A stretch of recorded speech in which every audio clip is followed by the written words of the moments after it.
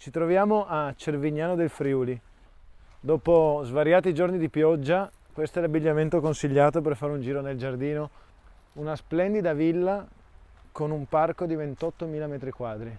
Il giardino è molto ampio e ben curato, anche se chiaramente la parte più interessante è sicuramente la parte della piscina, che adesso andiamo a vedere. Questa è la zona frontale del giardino dove abbiamo una splendida piscina.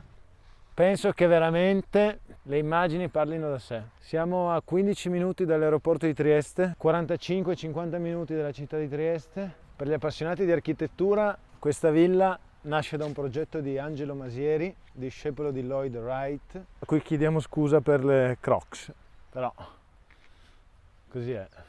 Abbiamo anche un laghetto con le ninfee e i pesci rossi. Ci troviamo nella sala principale, nel salone al piano terra della villa, e credo che ogni mio commento sulla disposizione degli spazi interni, delle camere, sia totalmente superfluo, quindi lasciamo a voi la visione dell'immobile attraverso il tour 3D che abbiamo realizzato, di cui trovate il link.